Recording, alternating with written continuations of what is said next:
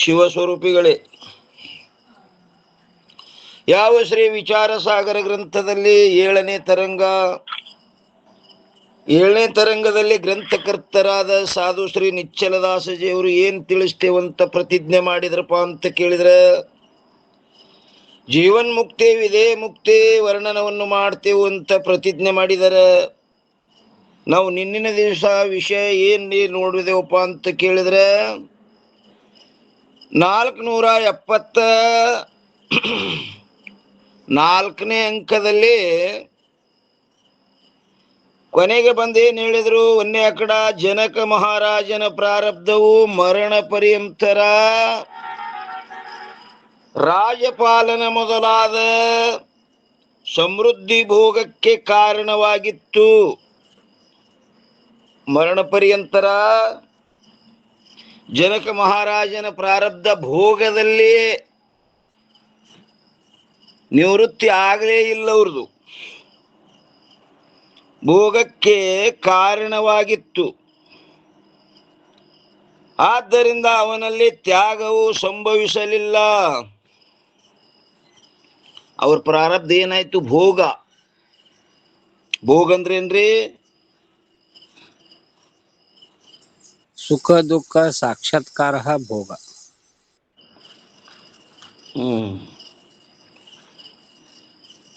ಭೋಗಕ್ಕೆ ಇನ್ನೊಂದು ಪದ ಸೇರಿಸ್ಬೇಕ್ರಿ. ಈಗೇನು ಸುಖ ದುಃಖ ಸಾಕ್ಷಾತ್ಕಾರ ಅಂದ್ರಲ್ಲ, ಅದಕ್ಕೆ ಸ್ವರೂಪ ಸುಖ ಭಿನ್ನತ್ವೇ ಸತಿ. ಸುಖ ದುಃಖ ಅನ್ಯತರ ಸಾಕ್ಷಾತ್ಕಾರ ಭೋಗ. ಸ್ವರೂಪ ಸುಖ ಭಿನ್ನತ್ವೇ ಸತಿ, ಅಲ್ಲಿ ಅತಿ ವ್ಯಾಪ್ತಿ ಆಗ್ತದೆ ಇಂದ ಅದನ್ನು ಭೋಗದಲ್ಲಿ ಬರ್ತದೆ. ಅದಕ್ಕೆ ಏನ್ ಹೇಳಿದ್ರು? ಸ್ವರೂಪ ಸುಖ ಭಿನ್ನತ್ವೇ ಸತಿ ಅನ್ಯತರ ಸುಖ ದುಃಖ ಅನ್ಯತರ ಸಾಕ್ಷಾತ್ಕಾರ ಭೋಗ.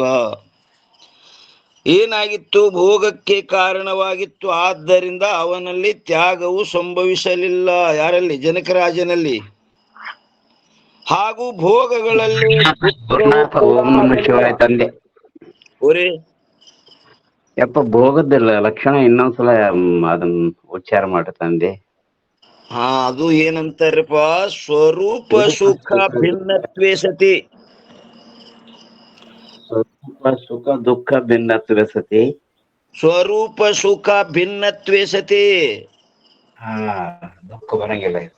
ಸುಖ ದುಃಖ ಅನ್ಯತರ ಸಾಕ್ಷಾತ್ಕಾರ ಭೋಗ. ಸ್ವರೂಪ ಸುಖದಲ್ಲಿ ದುಃಖ ಇಲ್ಲ. ಸ್ವರೂಪ ಸುಖ ಭಿನ್ನತ್ವೇ ಸತಿ ಸುಖ ದುಃಖ ಅನ್ಯತರ ಸಾಕ್ಷಾತ್ಕಾರ ಭೋಗ. ಸುಖ ದುಃಖ ನಮ್ಮ ಅನುಭವಕ್ಕೆ ಬರ್ತಿತ್ತು ಅಂದ್ರೆ ಅದಕ್ಕೇನಂತರ? ಭೋಗ. ಜನಕ ಮಹಾರಾಜನ ಪ್ರಾರಬ್ಧವು ಮರಣ ಪರ್ಯಂತರ ರಾಜ್ಯಪಾಲನ ಮೊದಲಾದ ಸಮೃದ್ಧಿ ಭೋಗಕ್ಕೆ ಕಾರಣವಾಗಿತ್ತು. ಆದ್ದರಿಂದ ಅವನಲ್ಲಿ ತ್ಯಾಗವು ಸಂಭವಿಸಲಿಲ್ಲ. ಹಾಗೂ ಭೋಗಗಳಲ್ಲಿ ದುಃಖವು ಕೂಡ ಆಗಲಿಲ್ಲ. ಅಭೋಗದಲ್ಲಿ ಅವನಿಗೆ ಏನಾರ ದುಃಖ ಆಯ್ತೇನಂದ್ರೆ ದುಃಖ ಆಗಲಿಲ್ಲ. ಮತ್ತು 2ನೇ ಅಕಡ ವಾಮದೇವಾದಿಗಳ ಪ್ರಾರಬ್ಧವು ನೂನ್ಯ ಭೋಗಕ್ಕೆ ಕಾರಣವಾಗಿರುವುದರಿಂದ ಅವರು ಯಾವಾಗಲೂ ಭೋಗಗಳಲ್ಲಿ ಜ್ಞಾನಿಯನ್ನೇ, ಭೋಗಗಳಲ್ಲಿ ಏನಾಯ್ತು? ಗ್ಲಾನಿಯನ್ನೇ ಅಂದ್ರೆ ನಿರುಷ್ಟವನ್ನೇ ಹೊಂದಿದರು. ಅದು ದುಃಖದ ಅಂತೇಳಿ ಅದರಲ್ಲಿ ಏನ್ ಮಾಡಿದ್ರು? ನಿರುಷ್ಟ. ಆದ್ದರಿಂದ ಅವರಲ್ಲಿ ಪ್ರವೃತ್ತಿಯು ಅಭಾವವನ್ನೇ ಹೇಳಲ್ಪಟ್ಟಿರುತ್ತದೆ. ಅವ್ರದ್ದು ಪ್ರವೃತ್ತಿ ಆಗಲೇ ಇಲ್ಲ.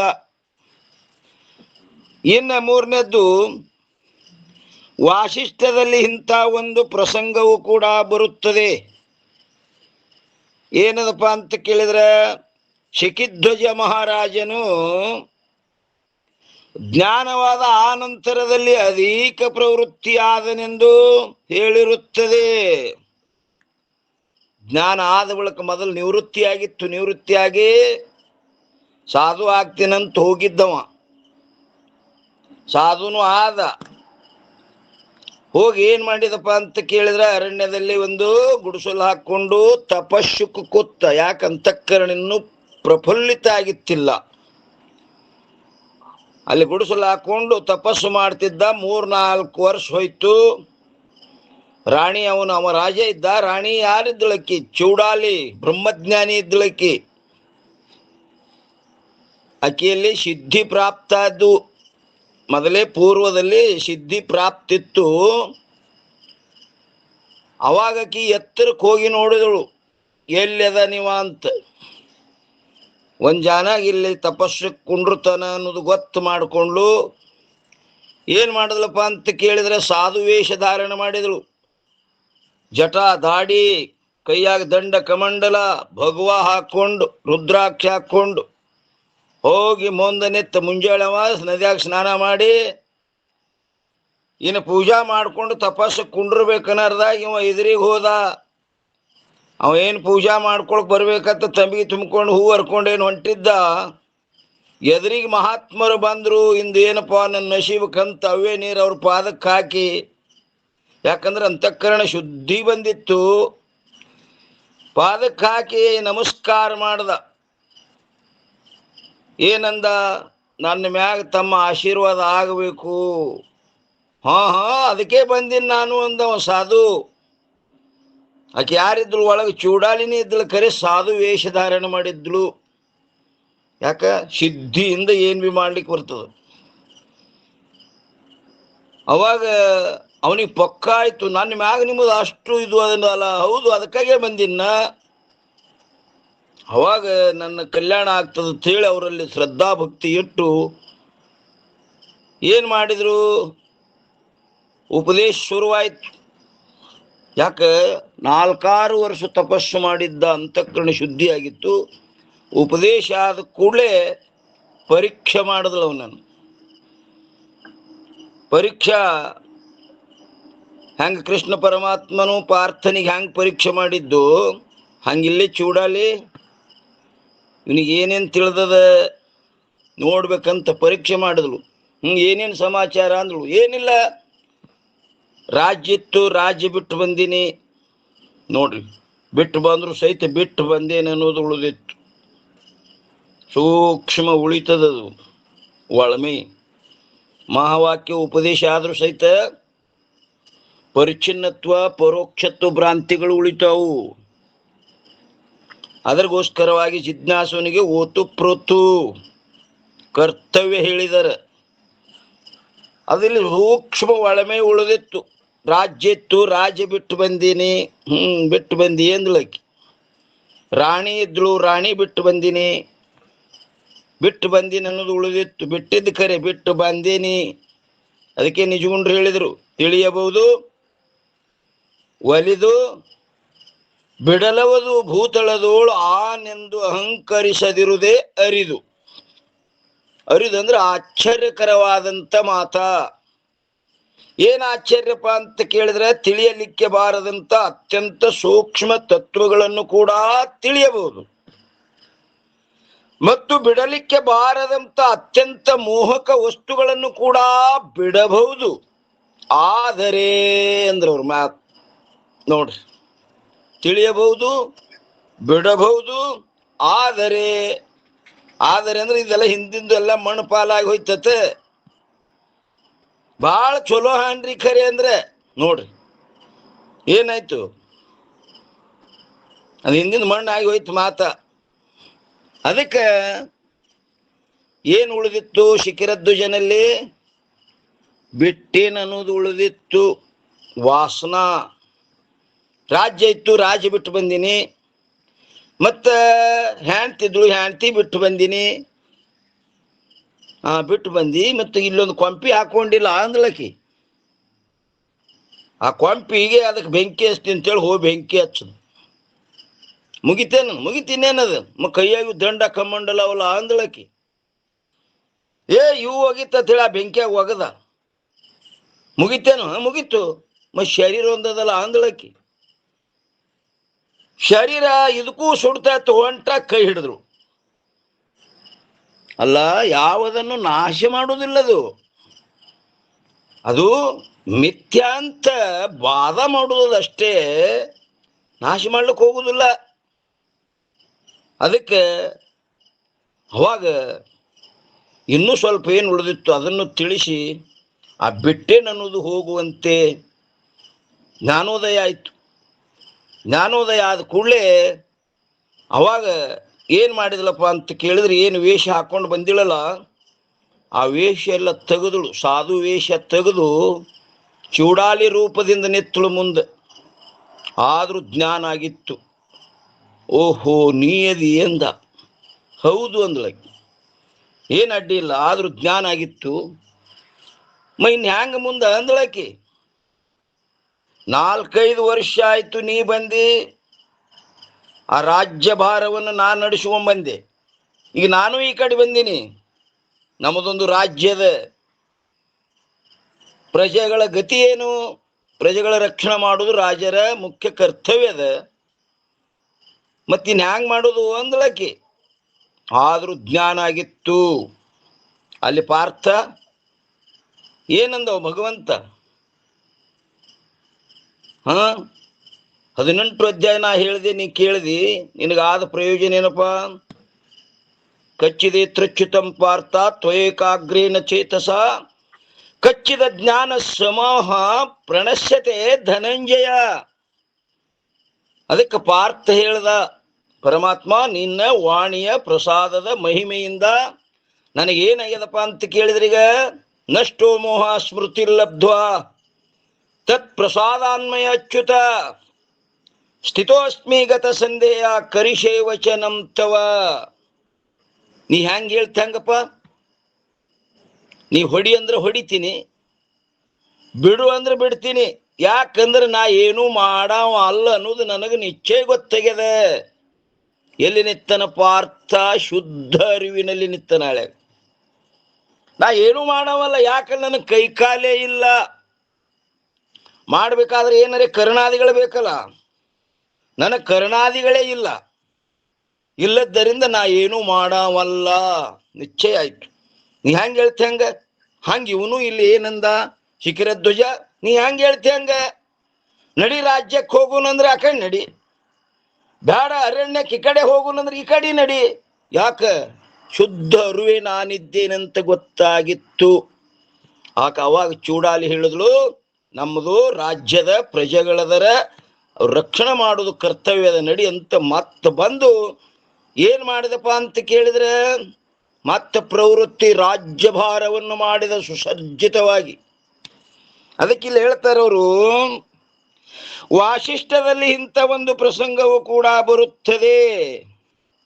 ಶಿಖಿಧ್ವಜ ಮಹಾರಾಜನು ಜ್ಞಾನವಾದ ಆನಂತರಲ್ಲಿ ಅಧಿಕ ಪ್ರವೃತ್ತಿಯಾದನೆಂದು ಹೇಳಿರುತ್ತದೆ. ಜ್ಞಾನ ಆದ ಬಳಿಕ ಅಧಿಕ ಮತ್ತೆ ಪ್ರವೃತ್ತಿ ರಾಜ್ಯಭಾರ ಮಾಡಿದರೆ ಅವನಿಗೇನು ಅದರ ಸೋಂಕಿಲ್ಲ. ಯಾಕೆ? ಅಲ್ಲಿ ಅಭಿಮಾನವೇ ಇಲ್ಲ. ಅಧಿಕ ಪ್ರವೃತ್ತಿ ಆದನೆಂದು ಹೇಳಿರುತ್ತದೆ. ಈ ರೀತಿಯಿಂದ ಅನೇಕ ಪ್ರಕಾರವಾಗಿ ವಿಲಕ್ಷಣ ವ್ಯವಹಾರವುಳ್ಳ ಜ್ಞಾನಿ ಪುರುಷರನ್ನು, ಅವರು ವ್ಯವಹಾರ ಹೆಂಗವ? ವಿಲಕ್ಷಣದವ. ಯಾವ ಯೋಗ್ಯ ಇರ್ತಾವ, ಯಾವ ಅಯೋಗ್ಯ ಇರ್ತಾವ, ಆ ವ್ಯವಹಾರ ಹೆಂಗದ, ಪ್ರಾರಬ್ಧ ಹೆಂಗದ, ಹಂಗ ಅವರ ವ್ಯವಹಾರಗಳು ನಡೀತವ. ಅದಕ್ಕೆ ವ್ಯವಹಾರವುಳ್ಳ ಜ್ಞಾನಿ ಪುರುಷರನ್ನು ಕುರಿತು ಹೇಳಿರುತ್ತಾರೆ. ಅವರು ಕೂಡ, ಆದರೂ ಕೂಡ ಅವರೆಲ್ಲರಲ್ಲಿಯೂ ಜ್ಞಾನವು ಸಮಾನವಾಗಿರುತ್ತದೆ. ಅವರಲ್ಲಿ ಎಲ್ಲರಲ್ಲಿ ಏನದ? ಜ್ಞಾನ ಸಮಾನವಾಗಿನೇ ಅದ. ಜ್ಞಾನ ಸಮಾನ ಆಗ್ಯದಂದ್ರು ಸಹಿತ ಆ ಮೋಕ್ಷನು ಸಮಾನವಾಗಿನೇ ಇರ್ತದೆ ಅವ್ರದ್ದು. ಅವರಲ್ಲಿ ಮೋಕ್ಷವು ಸಮಾನವಾಗಿನೇ. ಅದಕ್ಕೆ ಸರ್ಪಭೂಷಣ ಶಿವಯೋಗಿಗಳು ಹೇಳಿದರು, ನಾನತ್ವವು ಪುಷಿಯಂದರಿದ ಆತ್ಮಜ್ಞಾನಿಗಳಿಗೆ ವೃತ್ತಿ ಭೇದದಿಂದ ನಾನಾ ಪರಿಯಿಂದ ಕಂಡರು. ವೃತ್ತಿ ಅಂದ್ರೆ ಅವರ ವ್ಯವಹಾರಗಳು ಪ್ರಾರಬ್ಧ ಭಿನ್ನ ಭಿನ್ನ ಭಿನ್ನ ಇರುವುದರಿಂದ ಅವರ ವ್ಯವಹಾರ ಸಹಿತ ವೃತ್ತಿ ಭೇದದಿಂದ ನಾನಾ ಪರಿಯಿಂದ ಕಂಡರು. ಮುಕ್ತಿ ಸಮನಿಪದಿದು ಸತ್ಯಂ, ಮುಕ್ತಿ ಸಮನಿಸ್ತದ. ಅವರೆಲ್ಲರೂ ಮುಕ್ತರೇ. ಅದಕ್ಕೆ ಜ್ಞಾನವು ಸಮಾನವಾಗಿರುತ್ತದೆ ಮತ್ತು ಅದರ ಫಲವಾದ ಮೋಕ್ಷವಾದರೂ ಕೂಡ ಹ್ಯಾಂಗದಪ್ಪ ಅಂತ ಕೇಳಿದ್ರೆ ಸಮಾನವಾಗಿಯೇ ಆಗುತ್ತದೆ. ಅವರ ವೃತ್ತಿ ವೇದದಿಂದ ವ್ಯವಹಾರ ಮಾತ್ರ ಭಿನ್ನ ಭಿನ್ನ. ಒಬ್ಬ ಪ್ರವೃತ್ತಿಯಲ್ಲಿರ್ತಾನೆ, ಒಬ್ಬ ನಿವೃತ್ತಿಯಲ್ಲಿರ್ತಾನೆ, ಒಬ್ಬ ಕೇವಲ ಪ್ರವೃತ್ತಿ ಕೇವಲ ನಿವೃತ್ತಿ, ಒಬ್ಬ ಪ್ರವೃತ್ತಿ ನಿವೃತ್ತಿ ಎರಡು, ಮೊದಲ ಪ್ರವೃತ್ತಿ ಹಿಂದೆಗಳ ನಿವೃತ್ತಿ. ಯಾರು? ಶಿಖರಧ್ವಜ ಏನಾಗ ಹೇಳಿಲ್ಲ? ಶಿಖರಧ್ವಜ ಮೊದಲ ನಿವೃತ್ತಿ ನಂತರ ಪ್ರವೃತ್ತಿ. ಯಾಜ್ಞವಲ್ಕ್ಯರು ಮೊದಲ ಪ್ರವೃತ್ತಿ ನಂತರ ನಿವೃತ್ತಿ. ಜನಕ ಮಹಾರಾಜ, ಶ್ರೀರಾಮಚಂದ್ರ, ಶ್ರೀಕೃಷ್ಣ ಅವರು ಕೇವಲ ಪ್ರವೃತ್ತಿಯೊಳಗೆ ಭೋಗದಲ್ಲಿ ಅವರು ಮುಂದೆ ಆಗುತ್ತದೆ. ಆದರೆ ಪ್ರಾರಬ್ಧವು ಭೇದವಾಗಿರುವುದರಿಂದ ಒಂದೇ ತರ ಇಲ್ಲದು. ಪ್ರಾರಬ್ಧ ಭೇದಯದ. ಪ್ರಾರಬ್ಧ ಭೇದವಾಗಿರುವುದರಿಂದ ಅವರ ವ್ಯವಹಾರವು ಕೂಡ ಭೇದವಾಗಿರುತ್ತದೆ. ಅವರ ವ್ಯವಹಾರ ಕೂಡ ಹೆಂಗಪ್ಪ ಅಂದ್ರೆ ಭೇದವಾಗಿರುತ್ತದೆ. ವ್ಯವಹಾರವು ಕಡಿಮೆಯಾಗುವುದರಿಂದ ಜೀವನ್ಮುಕ್ತಿಯ ಸುಖವು ಅಧಿಕವಾಗುತ್ತದೆ. ವ್ಯವಹಾರ ಕಡಿಮೆ, ಯಾರು ವ್ಯವಹಾರ ಕಡಿಮೆ ಮಾಡ್ಕೋತಾರ ಅವ್ರ ಜೀವನ್ಮುಕ್ತಿ ಸುಖ ಅಧಿಕ ಆಗ್ತದೆ. ಜೀವನ್ ಮುಕ್ತರು ಇರ್ತಾರ ವಿಲಕ್ಷಣ ಆನಂದದಲ್ಲಿ ಹೆಚ್ಚು ಕಡಿಮೆ. ಎಲ್ಲರೂ ಜೀವನ್ ಮುಕ್ತರೇ, ಆದ್ರೆ ವಿಲಕ್ಷಣ ಆನಂದ ಹೆಚ್ಚು ಕಡಿಮೆ. ಯಾರು ಬಹಳ ವ್ಯವಹಾರದಲ್ಲಿದ್ರಂದ್ರೆ ಆ ವಿಲಕ್ಷಣ ಆನಂದ ಅವ್ರಿಗೆ ಕಡಿಮೆ ಆಗ್ತದೆ. ಯಾಕೆ? ವೃತ್ತಿ ಹೊರಗೆ ಹೋಗ್ತದೆ ಅದು ವ್ಯವಹಾರ ಮಾಡ್ಲಿಕ್ಕೆ. ಹಳೆ ವಿಲಕ್ಷಣ ಆನಂದ ಅನುಭವಿಸ್ಲಿಕ್ಕೆ ಅದಕ್ಕೆ ಕಡಿಮೆ ಬೀಳ್ತದೆ. ಯಾರು ವ್ಯವಹಾರ ಕಡಿಮೆ ಮಾಡ್ತಾರೆ ಅವರು ವಿಲಕ್ಷಣ ಆನಂದ ಅಧಿಕ ಆಗ್ತದೆ. ಅದಕ್ಕೆ ಜೀವನ್ಮುಕ್ತಿಯ ಸುಖವು ಅಧಿಕವಾಗುತ್ತದೆ ಮತ್ತು ವ್ಯವಹಾರ ಅಧಿಕವಾಗುವುದರಿಂದ ಜೀವನ್ಮುಕ್ತಿ ಸುಖವು ಕಡಿಮೆ ಆಗುತ್ತದೆ. ಓಂ ನಮಃ ಶಿವಾಯ. ಕಾಂಪ್ರೆಸ್ ಕಾಲದವ್ರಿಗೆ ಕೇಳಿಸ್ತದಿಲ್ರಿಪ್ಪ?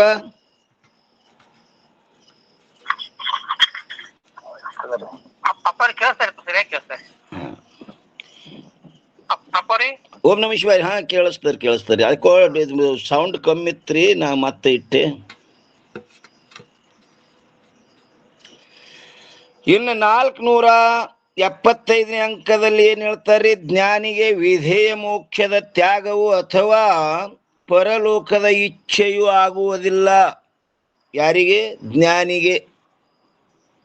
ವಿಧೇಯ ಮೋಕ್ಷದ ತ್ಯಾಗವು ಅಥವಾ ಪರಲೋಕದ ಇಚ್ಛೆಯೂ ಆಗುವುದಿಲ್ಲ. ಇದರಲ್ಲಿ ಯಾರೋ ಈ ಪ್ರಕಾರವಾಗಿ ಸಂಶಯ ಮಾಡುತ್ತಾರೆ. ಸಂಶಯ ಅನ್ನೋದ್ರ ಮ್ಯಾಗ 501 ಟಿಪ್ಪಣಿ ಕೊಟ್ಟಾರ ಪಂಡಿತ್ ಪೀತಾಂಬರಜಿಯವರು. ಏನ್ ಹೇಳ್ತಾರೆ? ಈ ಸಂಶಯವನ್ನು ಪಂಚದಶಿಯ ದ್ವೈತ ವಿವೇಕದಲ್ಲಿ,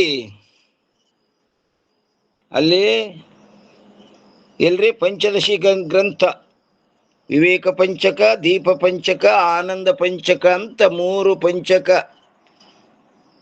3 5 15. ಅದಕ್ಕೆ ಪಂಚದಶಿ ಅಂತ ಕರೆದ್ರೆ ಅದಕ್ಕೆ. ಈ ಸಂಶಯವನ್ನು ಪಂಚದಶಿಯ ಯಾರು? ವಿದ್ಯಾರಣ್ಯ ಸ್ವಾಮಿಗಳು ದ್ವೈತ ವಿವೇಕದಲ್ಲಿ ಶ್ರೀ ವಿದ್ಯಾರಣ್ಯ ಸ್ವಾಮಿಗಳು ಬರೆದಿರುತ್ತಾರೆ. ಏನಂತಾರಪ್ಪ ಅಂತ ಕೇಳಿದ್ರೆ, ಯಾರೋ ಈ ಪ್ರಕಾರವಾಗಿ ಸಂಶಯ ಮಾಡುತ್ತಾರೆ. ಏನ್ ಮಾಡ್ತಾರ? ಯಾವನು ಜೀವನ್ಮುಕ್ತಿಯ ಸುಖವನ್ನು ತ್ಯಾಗ ಮಾಡಿ ಮತ್ತೆ ಇದು ಕಟ್ಟಾಗಿತ್ತೇನ್ರಿ? ಹಾ, ನಮ್ಗ ಇದ್ರಾಗ ಇದು ಆಗಂಗಿಲ್ಲ. ಇದ್ರದ್ದು ರಿಂಗ್ ಸೌಂಡ್ ಇಲ್ಲ. ನೀವು ಮತ್ತೆ ಬರ್ರಿ. ಇದು ಕಟ್ ಆಗೋದು ಅದು ನನಗೆ ಗೊತ್ತಾಗಲ್ಲ. ಈ ಕಡೆ ವೃತ್ತಿ ಕಡೆ ತೊಡಗಿರ್ತದ.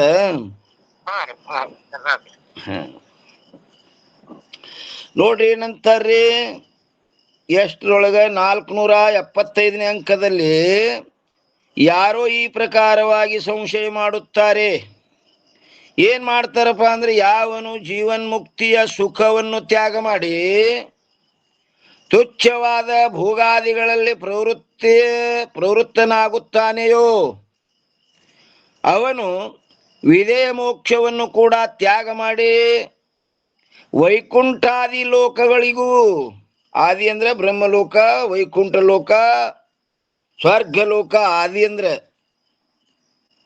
ವೈಕುಂಠಾದಿ ಲೋಕಗಳಿಗೂ ಕೂಡ ಹೋಗಬಹುದಲ್ಲ, ಹಿಂಗೆ ಶಂಕ ಮಾಡ್ಯಾರಲ್ಲಿ.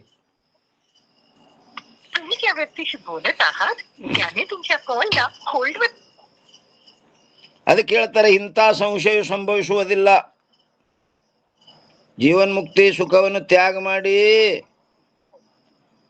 ಭೋಗಗಳಲ್ಲಿ ಆಗಲಿ ಮತ್ತು ವೈಕುಂಠಾದಿ ಲೋಕಗಳಿಗೂ ಕೂಡ ಹೋಗಬಹುದಲ್ಲ. ಹಿಂಗ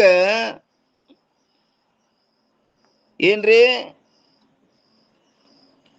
ಇಂಥ ಸಂಶಯ ಸಂಭವಿಸುವುದಿಲ್ಲ. ಯಾಕಂದರೆ ಒಂದೇ ಕಡ ಜೀವನ್ಮುಕ್ತಿಯ ಸುಖದ ತ್ಯಾಗವು ಹಾಗೂ ಭೋಗಗಳಲ್ಲಿಯೂ ಪ್ರವೃತ್ತಿಯು ಜ್ಞಾನಿಗೆ ಪ್ರಾರಬ್ಧ ಬಲದಿಂದ ಮಾತ್ರ ಸಂಭವಿಸುತ್ತದೆ. ಏನಂತಾರೆ ನೋಡಿ, ಜೀವನ್ಮುಕ್ತಿಯ ಸುಖದ ತ್ಯಾಗವು ಹಾಗೂ ಭೋಗಗಳಲ್ಲಿಯ ಪ್ರವೃತ್ತಿಯು ಜ್ಞಾನಿಗೆ ಪ್ರಾರಬ್ಧ ಬಲದಿಂದ ಮಾತ್ರ ಸಂಭವಿಸುತ್ತದೆ ಮತ್ತು ವಿಧೇಯ ಮೋಕ್ಷದ ತ್ಯಾಗವಾಗಿ ಪರಲೋಕದ ಗಮನವು ಸಂಭವಿಸುವುದಿಲ್ಲ. ಜೀವನ್ಮುಕ್ತಿ ಸುಖದ ತ್ಯಾಗವು ಹಾಗೂ ಭೋಗಗಳಲ್ಲಿಯ ಪ್ರವೃತ್ತಿಯು ಜ್ಞಾನಿಗೆ ಪ್ರಾರಬ್ಧ ಬಲದಿಂದ ಮಾತ್ರ ಸಂಭವಿಸುತ್ತದೆ ಅಂತ ಹಿಂಗ ಹೇಳಿದ್ರೆ, ವಿಧೇಯ ಮೋಕ್ಷದ ತ್ಯಾಗವಾಗಿ ಪರಲೋಕದ ಗಮನವು ಸಂಭವಿಸುವುದಿಲ್ಲ. ಯಾಕಂದರೆ ಒಂದೇ ಕಡ ಜ್ಞಾನಿಯ ಪ್ರಾಣವು ಹೊರಗೆ ಹೋಗುವುದಿಲ್ಲ. ಆ ಪ್ರಾಣ ಹೋದ್ರೆ ಹೋಗ್ಬೇಕಲ್ಲ, ಅದು ಹೋಗುವುದೇ ಇಲ್ಲ. ಅದು ಯಾಕಂದ್ರೆ ನತಸ್ಯ ಪ್ರಾಣ ಉತ್ಕ್ರಾಮಂತೆ ತತ್ರೈವ ಸಮವಿಲಿಯಂತೆ ಅಂತ ಶ್ರುತಿ ಅದ. ಏನ್ರಿ, ಜ್ಞಾನಿಯ ಪ್ರಾಣವು ಹೊರಗೆ ಹೋಗುವುದಿಲ್ಲ. ಯಾಕಡೆ ಗಮನ ಮಾಡ್ತದಂದ್ರ ಮಾಡಂಗಿಲ್ಲ. ಯಾಕಂದ್ರೆ ಅದಕ್ಕೆ ಶ್ರುತಿ ಪ್ರಮಾಣ ಏನದ, ನತಸ್ಯ ಪ್ರಾಣ ಉತ್ಕ್ರಾಮಂತೆ ತತ್ರೈವ ಸಮವಿಲಿಯಂತೆ. ಯಾತ್ಯಾತ್ರಿಂದ ಆಗಿತ್ತೋ ಆತಾತ್ ಕಿಲ್ಲೆ ಹರಿದು ಹಂಚಿ ಹೋಗ್ಬಿಡ್ತದದು, ಗಮನ ಮಾಡುವುದೇ ಇಲ್ಲದು. ಆದ್ದರಿಂದ ಪರಲೋಕಕ್ಕೆ ಹೋಗುವುದು ಸಂಭವಿಸುವುದಿಲ್ಲ. ಆ ವಾನೆ ಹೋಗ್ಲಿಲ್ಲ ಅಂದ್ರೆ ಸೂಕ್ಷ್ಮ ಶರೀರ ಅದ ಹೆಂಗೆ ಹೋಗ್ತದದು? ಆ ಪ್ರಾಣವನ್ನು ವಾಹನ ಮಾಡ್ಕೊಂಡು ಹೋಗ್ತದೆ. ಪ್ರಾಣೇ ಹೋಗಂಗಿಲ್ಲ, ಮುಖ್ಯ ಇಲ್ಲೇ ನಿತ್ತದು. ಎಲ್ಲಿ ಪ್ರಾಣ ಬಿಟ್ಟನ, ದೇಹ ಬಿಟ್ಟನ, ಅಲ್ಲೇ ಸಮವಿಲಯ ಆಗಿಬಿಟ್ಟದದು. ಜ್ಞಾನಿಯ ಪ್ರಾಣವು ಹೊರಗೆ ಹೋಗುವುದಿಲ್ಲ, ಆದ್ದರಿಂದ ಪರಲೋಕಕ್ಕೆ ಹೋಗುವುದು ಸಂಭವಿಸುವುದಿಲ್ಲ.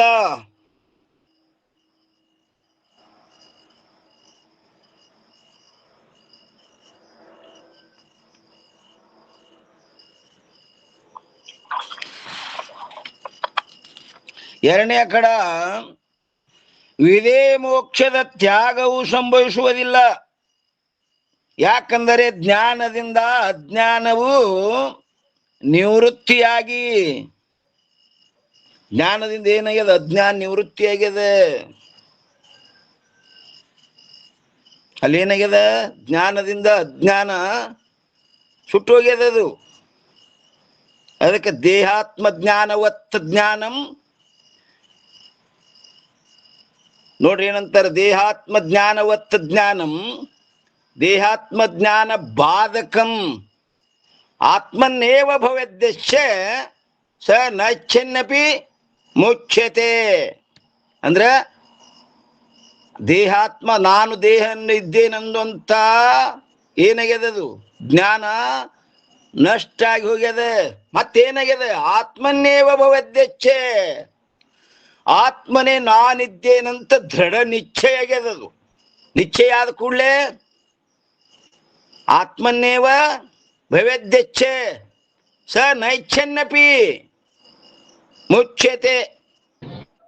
ಅಂದ್ರೆ ಜ್ಞಾನ ಆದ ಕೂಡಲೇ ನಾ ಮೋಕ್ಷ ವಾಲ್ಯ ಅಂದ್ರೂ ಸಹಿತ ಬಿಡಂಗಿಲ್ಲ ಅದು. ಹ್ಯಾಂಗ ಮ್ಯಾಲ ಏರಿಯನ ಕಾಲು ಜಾರ್ಯಾವ ಕೈನು ಜಾರ್ಯಾವ, ಏನ ಬೀಳಕ್ ವಾಲ್ಯ ವಾಲ್ಯ ವಾಲ್ಯ ಅಂದ್ರ ಕಾಲು ಜಾರ್ಯಾವ ಕೈನು ಜಾರ್ಯಾವ, ಅಲ್ಲಿ ಬೀಳಕ್ ವಾಲ್ಯ ಅಂದ್ರ ಹ್ಯಾಂಗ ಬಿದ್ದೇ ಬಿಡುತ್ತಾನೆಯೋ ಅದರಂತೆ ಇಲ್ಲಿ ಏನಾಗ್ಯದ, ಜ್ಞಾನ ಆಗ್ಯದ. ನಾ ಮೋಕ್ಷ ವಾಲ್ಯ ಅಂದ್ರೂ ಬಿಡಂಗಿಲ್ಲ ಅದು. ಸ ನೈಚ್ಛನ್ನಪಿ ಮುಚ್ಯತೆ. ದೇಹಾತ್ಮ ಜ್ಞಾನವತ್ ಜ್ಞಾನಂ ದೇಹಾತ್ಮ ಜ್ಞಾನ ಬಾಧಕಂ ಆತ್ಮನ್ನೇವ ಭವಿಷ್ಯತ್ತೆ. ಸ ನೈಚ್ಛನ್ನಪಿ ಮುಚ್ಯತೆ. ನಾ ಮೋಕ್ಷವಲ್ಲಂದ್ರು ಸಹಿತ ಬಿಟ್ಟದ್ದಲ್ಲದು. ಯಾಕೆ? ಜ್ಞಾನ ಆಗ್ಯದ. ಹೆಂಗ ಮ್ಯಾಲ್ಗಿ ಮ್ಯಾಗ ಏರ್ದವ ಕೈನು ಜಾರ್ಯಾವ ಕಾಲು ಜಾರ್ಯಾವ, ಬೀಳಕ್ ವಾಲ್ಯ ಅಂದ್ರೆ ಬಿಡ್ತದೇನದು? ಬಿದ್ದೇ ಬಿಡುತ್ತಾನೆ. ಹಂಗಿಲ್ಲ ಹೇಳ್ತಾರ ನೋಡ್ರಿ, ಏನ್ ಹೇಳ್ತಾರ? ಜ್ಞಾನವು ಏನ್ರಿ? ಯಾಕಂದರೆ ಜ್ಞಾನದಿಂದ ಅಜ್ಞಾನವು ನಿವೃತ್ತಿಯಾಗಿ ಪ್ರಾರಬ್ಧ ಭೋಗದ ಆನಂತರದಲ್ಲಿ ಸ್ಥೂಲ ಸೂಕ್ಷ್ಮ ಶರೀರಾಕಾರವಾದ ಅಜ್ಞಾನವು ಏನಾಗ್ಯದ? ಚೇತನದಲ್ಲಿ ಲಯವನ್ನು ಹೊಂದುತ್ತದೆ. ಇದಕ್ಕೆ ವಿಧೇಯ ಮೋಕ್ಷವೆಂದು ಹೇಳುತ್ತಾರೆ. ಇದು ಜ್ಞಾನಿಗಳಿಗೆ ಅವಶ್ಯ ಉಂಟಾಗುತ್ತದೆ. ಜ್ಞಾನಿಗಳಿಗೆ ಇದು ಅವಶ್ಯ ಉಂಟಾಗುತ್ತದೆ. ಒಂದು ವೇಳೆ ಮೂಲಾಜ್ಞಾನವು ಬಾಕಿ ಉಳಿದಿದ್ದರೆ, ಮೂಲಾಜ್ಞಾನ ಎದಕ್ಕಂತಾರ್ರಿ?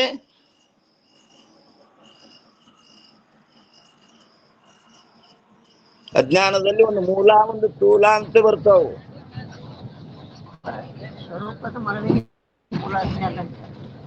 ಹಾ, ಸ್ವರೂಪ ಸ್ಥೂಲ ಅಚ್ಚಾದಕ ಮೂಲ ಅಜ್ಞಾನರಪ್ಪ. ಏನ್ರಮ್ಮ? ಸ್ವರೂಪ ಅಚ್ಚಾದಕ ಹಾ, ಮೂಲ ಅಜ್ಞಾನರಪ್ಪ. ಸ್ವರೂಪಚ್ಛಾದಕ ಮೂಲಾಜ್ಞಾನ ಬರೋಬ್ರಿ ಅದ. ಇನ್ನು ಸ್ಥೂಲ ಅಂದ್ರಮ್ಮ ವಿಷಯಾವಚ್ಛಿನ್ನ ಅಚ್ಛಾದಕ ಚೇತನ ಅನ್ರಪ್ಪ. ಹೌದೌದು, ಬರೋಬರಿದ್ರಿ. ವಿಷಯಾವಚ್ಛಿನ್ನ ಅಚ್ಛಾದಕ ಸ್ಥೂಲಾಜ್ಞಾನರಪ್ಪ. ಹಾ, ವಿಷಯಾವಚಿನ್ನ ಚೇತನ ಅಚ್ಛಾದಕ ಸ್ಥೂಲ, ಸ್ವರೂಪ ಅಚ್ಛಾದಕ ಮೂಲ. ಓಂ ನಮಃ ಶಿವಾಯ. ಹಾ, ಇಲ್ಲೇನಾಗ್ಯದ್ರಿ? ಮೂಲಾಜ್ಞಾನವು ಬಾಕಿ ಉಳಿದಿದ್ದರೆ, ಉಳಿದಿಲ್ಲದು, ಅಥವಾ ನಷ್ಟವಾದ ಅಜ್ಞಾನವು ಪುನಃ ಉತ್ಪತ್ತಿಯಾಗುವ ಹಾಗಿದ್ದರೆ, ಒಮ್ಮೆ ನಷ್ಟ ಆಗಿ ಮತ್ತೆ ಉತ್ಪತ್ತಿ ಆಗುವ ಹಾಗಿದ್ದರೆ ವಿಧೇಯ ಮೋಕ್ಷವು ಅಭಾವವಾಗುತ್ತಿತ್ತು. ಆದರೆ ಆ ಮೂಲಾಜ್ಞಾನಕ್ಕೆ ಜ್ಞಾನವು ವಿರೋಧಿಯಾಗಿರುವುದರಿಂದ ಅಜ್ಞಾನವು ಬಾಕಿ ಉಳಿಯುವುದೇ ಇಲ್ಲ. ಅಲ್ಲೇನಾಗ್ಯದ? ಸುಟ್ಟೋಗ್ಯದದು. ಜ್ಞಾನಾಗ್ನಿಯಿಂದ ಸುಟ್ಟೋಗ್ಯದ. ಅಲ್ಲಿ ಭಿದ್ಯತೆ ಹೃದಯ ಗ್ರಂಥಿ, ಛಿದ್ಯಂತೆ ಸರ್ವ ಸಂಶಯ, ಕ್ಷೀಯಂತೆ ಚಾಶ ಕರ್ಮಾಣಿ, ತಸ್ಮಿನ್ ದೃಷ್ಟೇ ಪರಾವರೆ. ಆ ಪರಿಪೂರ್ಣ ಪರಮಾತ್ಮನ ಜ್ಞಾನ ಆಯ್ತಂದ್ರೆ ಏನಾಗ್ತದ? ಹೃದಯ ಗ್ರಂಥಿ ಬಿಚ್ಚಿ ಬಿಡ್ತದ. ಮತ್ತೇನಾಗ್ತದ? ಛಿದ್ಯಂತೆ ಸರ್ವ ಸಂಶಯ, ಕ್ಷೀಯಂತೆ ಚಾಶ ಕರ್ಮಾಣಿ, ಎಲ್ಲ ಏನಾಗ್ಯಾವ? ಸುಟ್ಟೋಗ್ಯಾವು, ಬಾಕಿ ಉಳಿಯುವುದೇ ಇಲ್ಲ. ಮತ್ತು ಪ್ರಮಾಣದಿಂದ, ಪ್ರಮಾಣ ಅಂದ್ರೇನು? ಇಲ್ಲಿ ಮಹಾವಾಕ್ಯ ಪ್ರಮಾಣ. ಪ್ರಮಾಣದಿಂದ ನಾಶವಾಗಲ್ಪಟ್ಟ ಅಜ್ಞಾನವು ಪುನಃ ಉತ್ಪತ್ತಿಯಾಗುವುದೇ ಇಲ್ಲ. ಆದ್ದರಿಂದ ವಿಧೇಯ ಮೋಕ್ಷದ ಅಭಾವ ಸಂಭವಿಸುವುದಿಲ್ಲ. ವಿಧೇಯ ಮೋಕ್ಷದ ಅಭಾವ ಸಂಭವಿಸುವುದಿಲ್ಲ. ಮತ್ತು ಮೂರನೇದು, ವಿಧೇಯ ಮೋಕ್ಷದ ತ್ಯಾಗದಲ್ಲಿಯೂ ಅದರಂತೆ ಪರಲೋಕದ ಗಮನದಲ್ಲಿಯೂ ಜ್ಞಾನಿಗೆ ಇಚ್ಛೆ ಉಂಟಾಗುವುದು ಸಂಭವಿಸುವುದೇ ಇಲ್ಲ. ಯಾಕೆಂದರೆ ಒಂದೇ ಕಡ ಜ್ಞಾನಿಗೆ ಕೇವಲ ಪ್ರಾರಬ್ಧದಿಂದಲೇ ಇಚ್ಛೆ ಉಂಟಾಗುತ್ತದೆ. ಜ್ಞಾನಿಗೆ ಕೇವಲ ಪ್ರಾರಬ್ಧದಿಂದಲೇ ಇಚ್ಛೆ ಉಂಟಾಗುತ್ತದೆ. ಎಷ್ಟು ಸಾಮಗ್ರಿಗಳಿಲ್ಲದಿದ್ದರೆ ನೋಡ್ರಿ, ಎಷ್ಟು ಸಾಮಗ್ರಿಗಳಿಲ್ಲದಿದ್ದರೆ ಪ್ರಾರಬ್ಧ ಭೋಗವು ಸಂಭವಿಸುವುದಿಲ್ಲವೋ? ಆ ಭೋಗಕ್ಕೆ ಸಾಮಗ್ರಿಗಳು ಬೇಕಲ್ಲ, ಅಷ್ಟು ಸಾಮಗ್ರಿಗಳನ್ನು ಪ್ರಾರಬ್ಧವೇ ರಚನೆ ಮಾಡುತ್ತದೆ. ಆ ಸಾಮಗ್ರಿಗಳ ಸಹಿತ ಏನ್ ಮಾಡ್ತದ? ಅದು ಪ್ರಾರಬ್ಧದ ಪರಿಚಾರಕ ಅದನ್ನೇ ಮಾಡ್ತದದು. ಇಚ್ಛೆಯಾಗದ ಹೊರತು ಭೋಗವು ಸಂಭವಿಸುವುದಿಲ್ಲವಾದ್ದರಿಂದ ಜ್ಞಾನಿಯ ಇಚ್ಛೆಯಾದರೂ ಕೂಡ ಪ್ರಾರಬ್ಧದ ಫಲವಿರುತ್ತದೆ.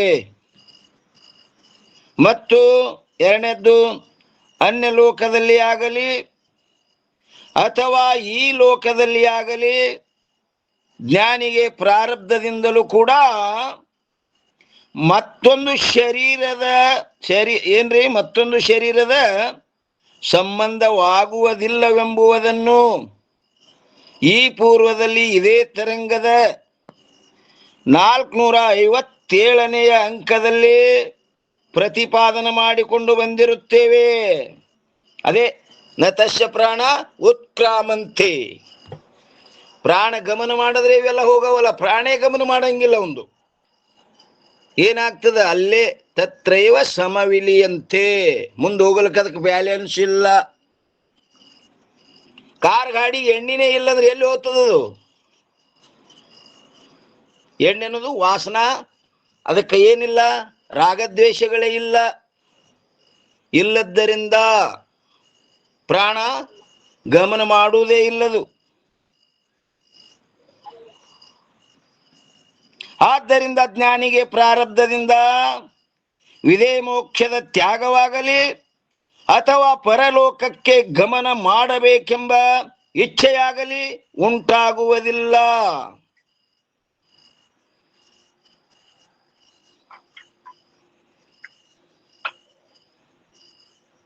ಇಲ್ಲಿ 502 ಒಂದು ಟಿಪ್ಪಣಿ ಕೊಟ್ಟಾರ ನೋಡ್ರಿ. ಏನ್ ಹೇಳ್ತಾರ ಪಂಡಿತ್ ಪಿತಾಂಬರಿಜಿಯವರು? ಆದ್ದರಿಂದ ಎದ್ರ ಮ್ಯಾಗ ಬಂದದ?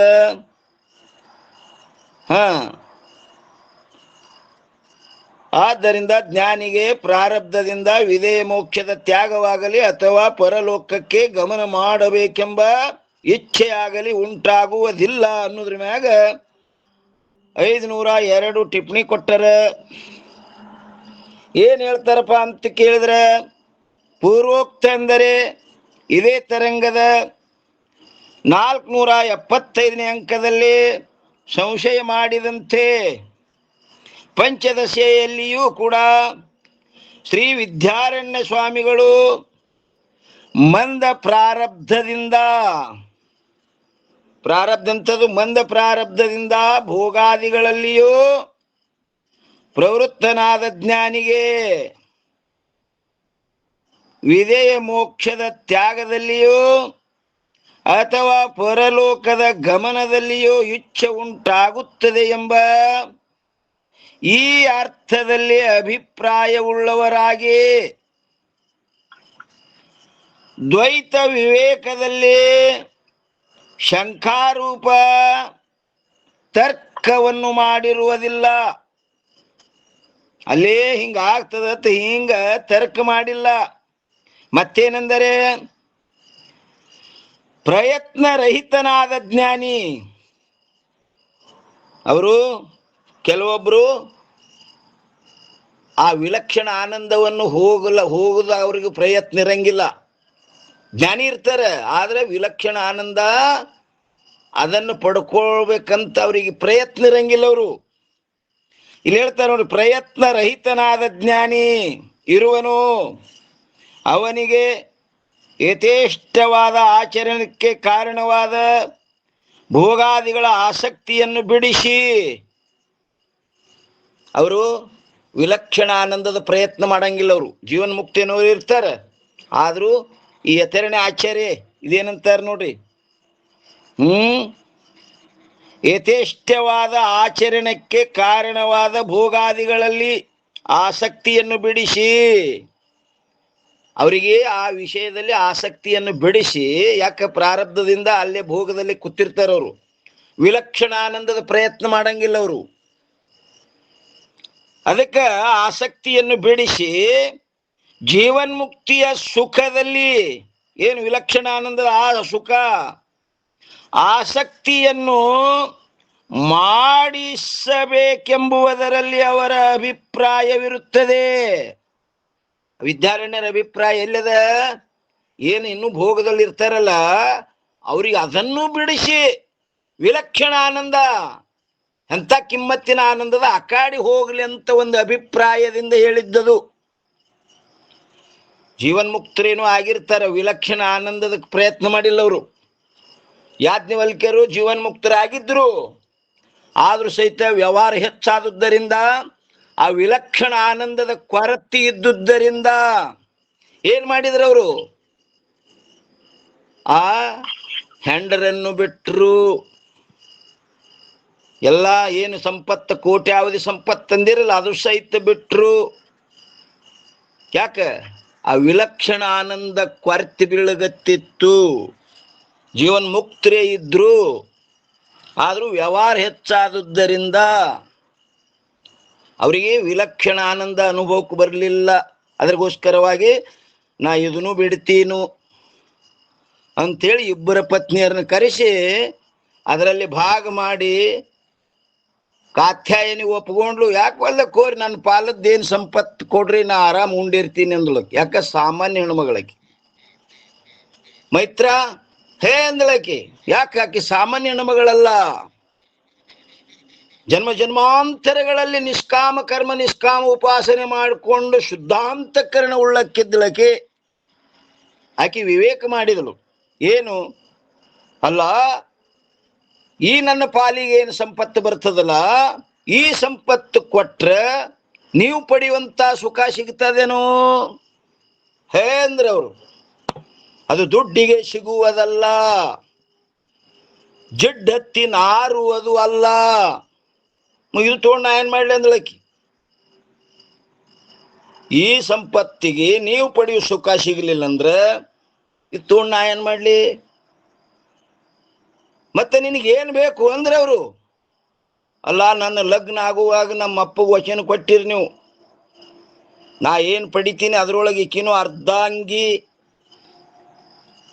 ಆಕಿಗೆ ಕೊಡ್ತೀನಿ ಅಂತೇಳಿ ವಚನ ಕೊಟ್ಟಿರೋ ವಚನ ಭ್ರಷ್ಟ ಆಗ್ತೀರ. ಹಿಂಗ ಏನ್ ಬೇಕು? ನೀವು ಯಾವ ಸುಖವನ್ನು ಪಡಿಲಿಕ್ಕೆ ಹೊಂಟಿರಲ್ಲೋ ಅದನ್ನು ನನಗೆ ಕೊಡ್ರಿ ಅಂದಳಕಿ. ಅವಾಗ ಮೈತ್ರಾದೇವಿಯನ್ನ ಯಾಜ್ಞವಲ್ಕ್ಯ ಋಷಿಗಳು ಎಷ್ಟು ಕೊಂಡಾಡ್ಯಾರಲ್ಲಿ ಬೃಹದಾರಣ್ಯಕೋಪನಿಷತ್ತಿನಲ್ಲಿ. ಏನು? ಮತಿ ಉಂಟೆ ಜಡರಿಗೆ ಅದ್ವೈತವನ್ನು ಅರಿಯಲಿಕ್ಕೆ ಸತಿ ನೀನೇ ಸುಕೃತಿ. ಸುಕೃತಿ ಅಂದ್ರೆ ಪುಣ್ಯಶಾಲೆ.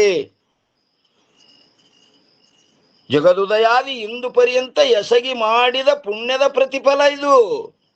ಈ ಜಗತ್ತೆಂದು ಹುಟ್ಟಿದ ನೋಡಿ, ಅಲ್ಲಿ ಹಿಡಿದು ನೀ ಹುಟ್ಕೋತ್ ಬಂದಿದ್ದೆಲ್ಲ, ಜನ್ಮ ಜನ್ಮಾಂತರಗಳಲ್ಲಿ ಮಾಡಿದ ಪುಣ್ಯ ಇವತ್ತವೆಲ್ಲ ಕೈ ಕೂಡಿ ನಿನಗೆ ಫಲ ಕೊಡ್ಲಿಕ್ಕೆ ನಿತ್ತವ. ನೀ ಪುಣ್ಯಶಾಲಿ. ಯಾಕಂದ್ರಲ್ಲಿ ಮುಂದೆ ಏನು ಮಾಡಿದ್ರಪ್ಪ ಅಂತ ಕೇಳಿದ್ರೆ, ಆ ಬೃಹದಾರಣ್ಯಕೋಪನಿಷತ್ತು ಅಕ್ಕಿ ಸಲುವಾಗಿ ಉಪದೇಶ ಮಾಡಿದರು. ಯಾಕೆ? ದುಡ್ಡಿಗೆ ಸಿಗುವುದಿಲ್ಲ ಅದು ಅನ್ನೋದು ನಿಶ್ಚಯ ಇತ್ತವರಿಗೆ. ವಿಲಕ್ಷಣಾನಂದ ಕೊರತಿತ್ತಲ್ಲ, ಅವ್ರೇನ್ ಮಾಡಿದ್ರು? ಬಿಟ್ರು. ಅದಕ್ಕೋಸ್ಕರವಾಗಿ ವಿದ್ಯಾರಣ್ಯರು ಏನ್ ಮಾಡ್ಯಾರ ಇಲ್ಲಿ? ಹೇಗಂದರೆ ಏನಂತಾರೆ, ಎಲ್ಲಿ ಬಂತು? ಯಥೇಷ್ಟವಾದ ಆಚರಣೆಗೆ ಕಾರಣವಾದ ಭೋಗಾದಿಗಳ ಆಸಕ್ತಿಯನ್ನು ಬಿಡಿಸಿ, ಅಲ್ಲಿ ವಿದ್ಯಾರಣ್ಯರದು ಶಂಕ ಎದ್ರ ಸಲುವಾಗ್ಯದ? ಬಿಡಿಸುವುದರಲ್ಲಿ ಇನ್ನಿಷ್ಟು ವಿಲಕ್ಷಣ ಆನಂದದ ಪ್ರಯತ್ನ ಮಾಡಲಿ. ಅವರು ಜೀವನ್ಮುಕ್ತಿಯ ಸುಖದಲ್ಲಿ ಆಸಕ್ತಿಯನ್ನುಂಟು ಮಾಡಿಸಬೇಕೆಂಬುದರಲ್ಲಿ ಅವರ ಅಭಿಪ್ರಾಯವಿರುತ್ತದೆ. ಹೇಗೆಂದರೆ ಒಂದು ಉದಾಹರಣೆ ಕೊಡ್ತಾರೆ. ರೋಗಕ್ಕೆ ಕಾರಣವಾದ ಪದಾರ್ಥಗಳನ್ನು ತಿನ್ನುವಂಥ ಪುತ್ರನಿಗೆ ರೋಗ ಆಗ್ಯದ, ಕೆಮ್ಮತ್ತದ, ನೆಗಡಿ ಬಂದದ, ಇನ್ನೆಷ್ಟು ಭಜಿ ಕರ್ದುದ್ದೆ ತಿತನಂತ ಪ್ರವೃತ್ತನಾದ ಪುತ್ರನಿಗೆ ಪರಮಹಿತೈಷಿಯಾದ ಏನ್ರಿ ಪರಮ ಹಿತೈಚ್ಛವಾದ ಅವನ ತಾಯಿಯು, ಹಿತೈಷಿಯಾದ ಅವನ ತಾಯಿಯು ಪುತ್ರನನ್ನು ಕುರಿತು, ಹೇ ಪುತ್ರನೇ, ಯಾವಾಗ ನೀನು ಆರೋಗ್ಯದ ಇಚ್ಛೆಯನ್ನೇ ತ್ಯಾಗ ಮಾಡಿ ನೋಡಲಿಕ್ಕೆ ಮಾತ್ರ ಅತಿ ಸುಂದರವಾಗಿರುವ ಈ ರೋಗದಾಯಕ ಪದಾರ್ಥಗಳನ್ನು ವಿವೇಕರಹಿತವಾಗಿ ತಿನ್ನುತ್ತಿರುವಿ ಎಂದ ಮೇಲೆ ಮೋಸಗಾರನು ಮಾಡಲ್ಪಟ್ಟ ವಿಷಯುಕ್ತವಾದ ಲಡ್ಡುವನ್ನು ಭಕ್ಷಣ ಮಾಡುವ ಲೋಭದಿಂದ ನೀನು ಬದುಕುವ ಇಚ್ಛೆಯನ್ನೇ ತ್ಯಾಗ ಮಾಡುವಿ.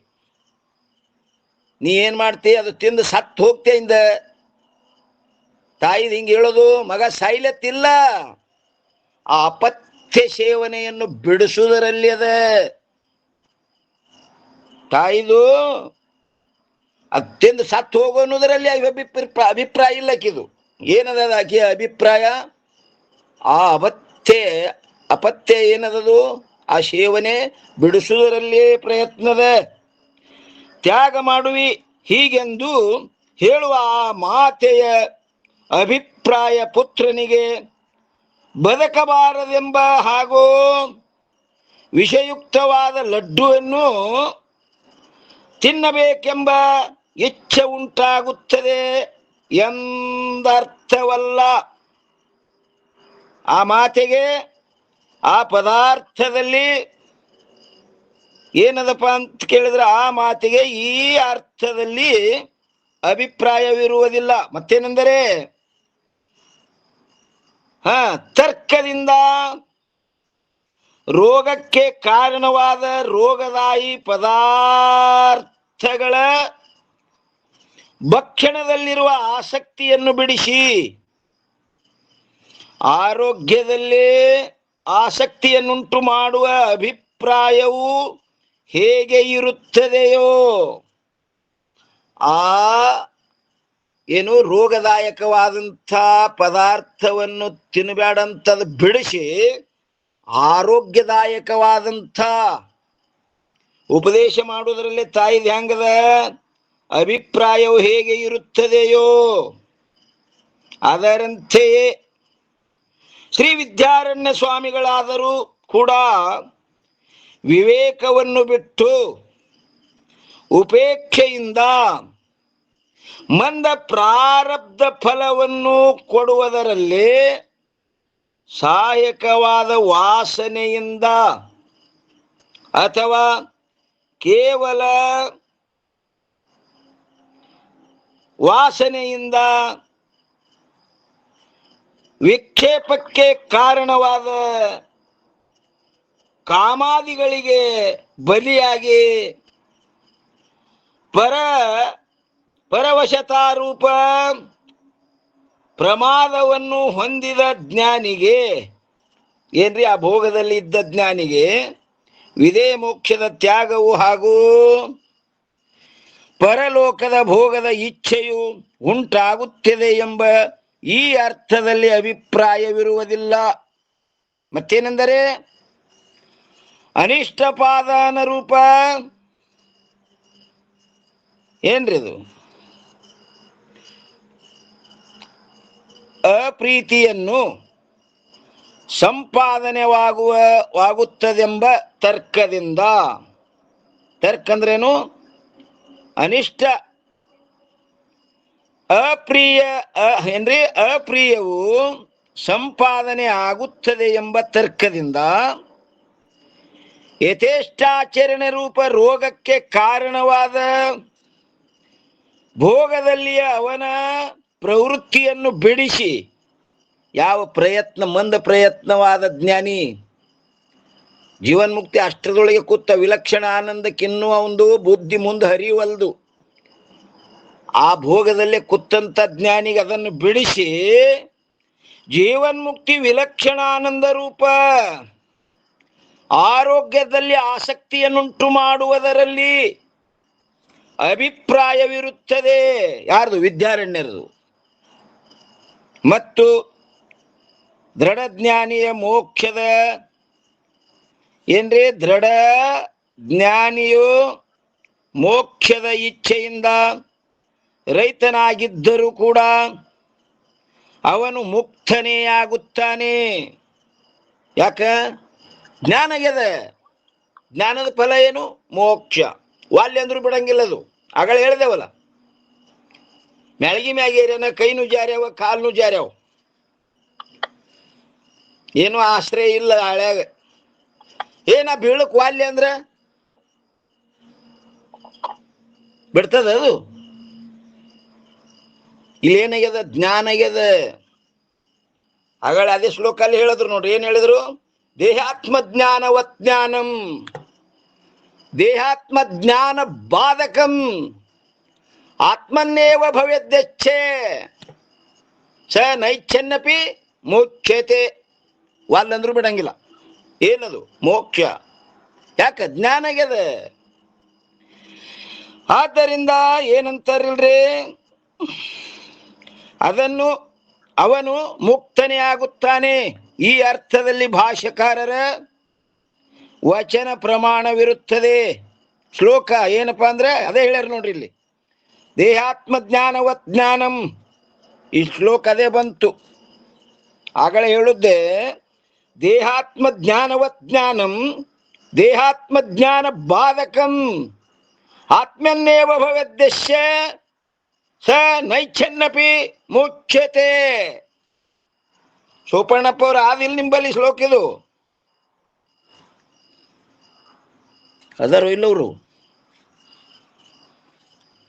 ಅಪ್ಪವ್ರ ನಮಸ್ಕಾರ. ಅದೇ ತಂದೆ, ಅದೇ ಅದೇವರಪ್ಪವ್ರೆ. ಗ್ರಂಥ ಐತೆ ಇಲ್ರಿ?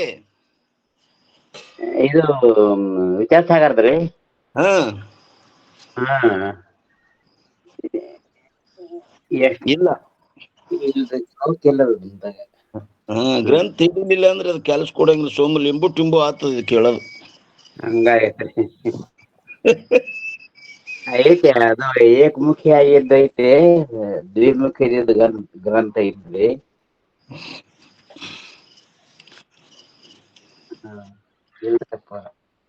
ಕೋರಿ ಅಣ್ಣವ್ರ ನಿಂಬಲ್ಲಿ ಆಯ್ತಿಲ್ರಿ? ಆಯ್ತ್ರಪ್ಪ, ಆಯ್ತ್ರಿ. ಹಾ ನೋಡ್ರಿ ಎಷ್ಟು ಮಾರ್ಮಿಕ ಅದ. ಈ ಎಷ್ಟನೇ ಶ್ಲೋಕ ಐತ್ರಿ ಅಪ್ಪ ಅವ್ರದ?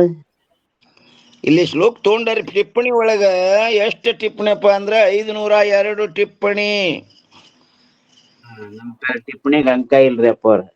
ದೇಹಾತ್ಮ ಜ್ಞಾನವತ್ ಜ್ಞಾನಂ ದೇಹಾತ್ಮ ಜ್ಞಾನ ಬಾಧಕಂ ಆತ್ಮನ್ನೇವ ಭವೇದ್ಯಸ್ಯ ಸ ನೈಚ್ಛನ್ನಪಿ ಮುಚ್ಯತೆ. ಅರ್ಥ ಏನ್ ಹೇಳ್ತಾರ ನೋಡ್ರಿ ಅದ್ರದ್ದು, ಆ ಶ್ಲೋಕದ್ದು. ಜ್ಞಾನಿಗೆ ದೇಹದಲ್ಲಿ ಆತ್ಮ ಬುದ್ಧಿ ಉಂಟಾದಂತೆ ಯಾವ ಇಲ್ಲಿ ಅಜ್ಞಾನಿ ಬರ್ದವ್ರಿ. ಹಾ ರೈಟ್, ಬರೋಬರಿ. ಅಜ್ಞಾನಿಗೆ ದೇಹದಲ್ಲಿ ಆತ್ಮ ಬುದ್ಧಿ ಉಂಟಾದಂತೆ ನೋಡ್ರಿ, ಅಷ್ಟೇ ಗ್ರಂಥ ಹಿಡಿದ್ರೆ ಎಷ್ಟು ಇದು ಆಯ್ತು. ನಮಗೊಮ್ಮೆ ಆವೇಶದೊಳಗೆ ಹೋಗ್ತಿರ್ತದ. ಅಜ್ಞಾನಿಗೆ ದೇಹದಲ್ಲಿ ಆತ್ಮ ಬುದ್ಧಿ ಉಂಟಾದಂತೆ, ಅಜ್ಞಾನಿಗೆ ದೇಹದಲ್ಲಿ ಆತ್ಮ ಬುದ್ಧಿ ಉಂಟಾದಂತೆ ಯಾವಾತ್ಮನಿಗೆ ದೇಹದಲ್ಲಿಯ ಆತ್ಮಜ್ಞಾನವು ಬಾಧ ಹೊಂದಿ ಬ್ರಹ್ಮದೊಡನೆ ಅಭಿನ್ನವಾಗಿರುವ ಆತ್ಮನಲ್ಲಿ ಜ್ಞಾನ ಉಂಟಾಗುವುದು, ಅವನಿಗೆ ಮುಕ್ತನೇ. ಸರಿ, ಅವನು ಮುಕ್ತನೇ. ಮುಕ್ತನೆನ್ನಿರಿ. ಒಂದು ಲೈನ್ ಬಿಟ್ರು ನೋಡ್ರಿಪ್ಪ ಅಲ್ಲಿ. ಎಲ್ಲಿ ಬಿಟ್ಟವ್ರಿ? ಅವನಿಗೆ ವೃಕ್ಷವನ್ನೇರಿ ಅದರ ತುದಿಯ ಮೇಲಿಂದ ಕೈ ಬಿಟ್ಟ ಪುರುಷನಂತೆ ಇಚ್ಛೆ ಇಲ್ಲದಿದ್ದರೂ ಕೂಡ ಮುಕ್ತನಾಗುತ್ತಾನೆ. ಬರೋಬರಿ. ಅಭಿನ್ನವಾಗಿರುವ ಆತ್ಮನಲ್ಲೇ ಜ್ಞಾನ ಉಂಟಾಗುವುದು. ಅವನಿಗೆ ವೃಕ್ಷವನ್ನೇರಿ ಅದರ ತುದಿಯ ಮೇಲಿಂದ ಕೈ ಬಿಟ್ಟ ಪುರುಷನಂತೆ ಇಚ್ಛೆ ಇಲ್ಲದಿದ್ದರೂ ಕೂಡ ಅವ ಹೆಂಗ್ ಬೀಳ್ತಾನೋ ಹಂಗ ಇವನು ಮುಕ್ತನಾಗುತ್ತಾನೆ. ಮುಕ್ತಿ ಅದ್ರ ಇಚ್ಛಾ ಇಲ್ಲಂದ್ರೂ ಸಹಿತ ಮುಕ್ತ ಆಗ್ತಾನೆ. ಯಾಕ? ಜ್ಞಾನ ಆಗ್ಯದ. ಜ್ಞಾನದೇವತು ಕೈವಲ್ಯಂ. ಜ್ಞಾನ ಆಯ್ತು ಅಂದ್ರೆ ನಾವು ವಾಲ್ಯ ಅಂದ್ರೂ ಬಿಡಂಗಿಲ್ಲ. ಅದು ಏನದು? ಮೋಕ್ಷ.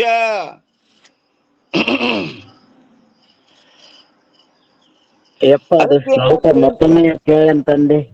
ಓರಿ ಅದೇ ಶ್ಲೋಕ ಮತ್ತೊಂದ್ಸಲ ರಿಪೀಟ್ ಮಾಡ್ತೀರೇನಪ್ಪ?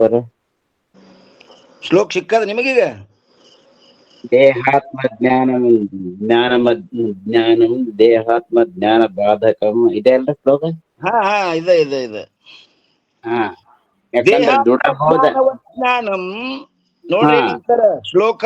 ದೇಹಾತ್ಮ ಜ್ಞಾನವತ್ ಜ್ಞಾನಂ ದೇಹಾತ್ಮ ಜ್ಞಾನ ಬಾಧಕಂ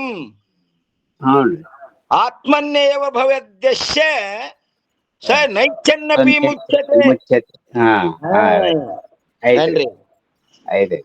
ಸಿಗ್ತಾ ಇಲ್ಲ? ಸಿಗ್ತಿರಪ್ಪ. ಮತ್ತೆ ಇಲ್ಲೇ ಅಂತೀರಿ, ನಮ್ ಗ್ರಂಥದೊಳಗೆ ಇಲ್ಲೇ ಅಂತೀರಿ. ಏನ್ ಹೇಳ್ಬೇಕು ನಿಮ್ಗ? ದೃಷ್ಟಿಗೆ ಬೀಳ್ಬೇಕಲ್ಲ ತಂದೆ. ಇಲ್ಲ, ನೋಡ್ಬೇಕು. ದೃಷ್ಟಿಗೆ ತಾನೇ ಹಂಗ್ ಬೀಳ್ತದ. ಬಂದು ನೀವು ತೆರದ್ರಿ ಅಂದ್ರೆ ಬೀಳ್ತದ. ಇಲ್ಲ ನೋಡಕ್ ಹತ್ತಿದ್ದೇನ್ರಪ್ಪ. ಈಗ ಸಮಯ ಆಯ್ತ್ರಿ. ಈ ಟಿಪ್ಪಣಿ ಮತ್ ನಾಳಿನ ದಿವ್ಸ ನೋಡ್ರಿ. ಇನ್ನೊಂದ್ ಸ್ವಲ್ಪ ಅದ ಖರೆ ಸಮಯ ಬಕ್ಕಳಾಗ್ಯದ. ಅಪ್ಪ ಅವ್ರ ಕಡೆ ಭಗವದ್ಗೀತಾ ಶುರು ಮಾಡ್ತಾರ. ಅವ್ರ ಸಮಯಕ್ಕೆ ನಾವು ಬಿಟ್ಟು ಬಿಡುಣ್ರಿ. ಇಲ್ಲಿಯ ಪರ್ಯಂತರ ಸದ್ಗುರುಗಳ ಕೃಪಾಶೀರ್ವಾದದಿಂದ ನಡೆದ ಬಂದ ವಿಷಯ ಈ ವಾಗ್ರೂಪ ಸೇವೆ ಗುರುಪಾದದಲ್ಲಿ ಅರ್ಪಿಸಿ ಇವತ್ತಿನ ವಿಷಯಕ್ಕೆ ಮಂಗಲ್ ಹೇಳುಣ್ರಿ. ಎಲ್ಲ ಮಹಾತ್ಮರ ಮಾತೆಯರ ಪಾದಕ್ಕೂ ನಮಸ್ಕಾರ ರೀ. ಮಂಗಲ್ ಹೇಳ್ರಿ ಅಮ್ಮ.